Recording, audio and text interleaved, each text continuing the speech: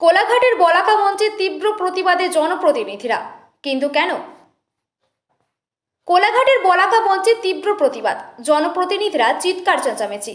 কোলাঘাটের বলাকা মঞ্চে সরকারি সভায় কর্মশ্রী প্রকল্পে কাজ ঠিকমতো হচ্ছে না অভিযোগ তুললেন পূর্ব মেদিনীপুর জেলা পরিষদের বিরোধী দলনেতা তথা বিজেপি নেতা বামদেব গুছাইত।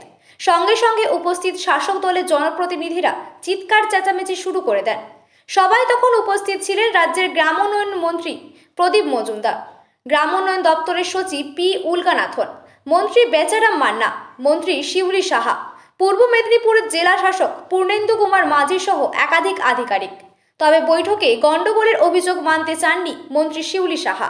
তিনি বলেন, সব প্রধান ও পঞ্চায়েত সমিতির সদস্যরা নিজেদের বক্তব্য তুলে ধরার চেষ্টা করছেন, সকলে আগে বলার চেষ্টা করছেন, যে কারণে গন্ডগোল হয়েছে, এর সে বেশি কিছুই হয়নি। সরকারের বিরুদ্ধে দ্বিচারিতা করবার জন্য এখানে সভাতে জনপ্রতিনিধিকে আহ্বান করা হয়েছিল। এটি একটি সরকারি সভা।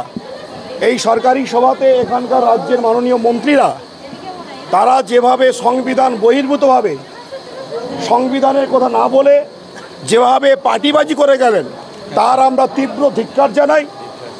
এখানে কেন্দ্র সরকারকে বিরুদ্ধে বঞ্চনার কথা বলা হয়েছে, অথচ আমরা তথ্য তুলে ধরে বলেছি এই রাজ্যে 15 এফসিতে যে কাজ করা হচ্ছে, 5th এফসিতে যে কাজ করা হচ্ছে, সেই কাজে যে সকল ম্যান্ডেজের নাম করে কর্মশ্রী প্রকল্পে যাদের নাম নথিভুক্তকরণ করা হয়েছে, এদের কেউই টাকা পায় না। এই তালিকা যখন মন্ত্রী মহোদয়ের দৃষ্টি আকর্ষণ করছি, সাবজেক্টের উপরে দাঁড়িয়ে মন্ত্রী মহোদয় এই বিষয়ের উপরে কোনো উত্তর না দিয়েই সভার কাজ শেষ করেছেন।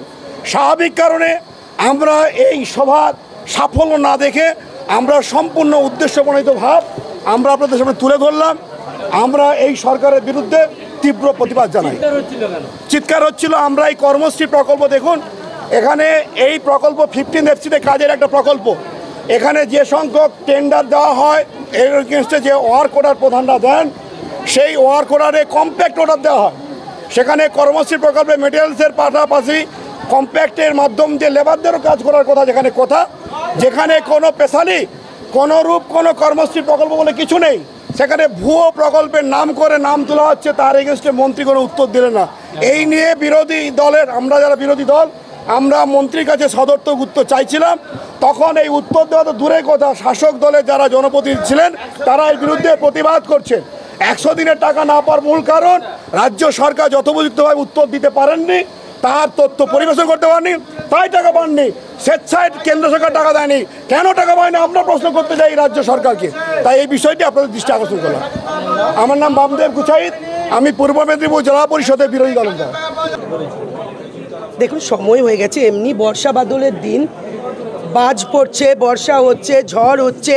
আমার মন্ত্রী পূর্ণমন্ত্রী তখনও বলেননি, সবারটা শুনেছি। স্ট্যাটাস ডিএম সাহেব দিয়ে দিয়েছেন কর্মশ্রী নিয়ে, বলেছে যে নাকি আলোচনা হয়নি। অলরেডি স্ট্যাটাসটা হাতে বইতে পৌঁছে দিয়েছেন। কর্মশ্রী প্রায় 11 অনেকগুলো ডিপার্টমেন্টকে ইনভলভ করে কাজ করা হয়েছে। 100 দিনের কাজের টাকা তো বন্ধ করে দিয়েছে কেন্দ্র। আমার মুখ্যমন্ত্রী অন্যান্য ডিপার্টমেন্টগুলোকে এর সঙ্গে যুক্ত করে কর্মশ্রী কাজ চলছে, ফলে ওনারা বলেন কি করে এগুলো ডিএম এর কাছে বলুক। ডিএম আজকে বলেছে যা অভিযোগ আছে ওনাকে জানাতে, ওই মিডিয়ার কাছে না বলে আর বাইরে না বলে কাজের কাজ করুক। ওখানকার বিডিও, ওখানকার জেলা পরিষদ মেম্বার, কর্মাধ্যক্ষ এবং ডিএমকে বলুক, নিশ্চিত কাজ হবে। মামাটি মানুষের সরকার কাজ করছে, তাই আজকে আমরা 100% অ্যাচিভ করতে পারছি। আমরা পুরস্কৃত হচ্ছি কেন্দ্রের কাছ থেকে, এই কারণে। শুধু টাকা বন্ধ রেখে দিয়েছে, আবার বড় বড় কথা বলছে।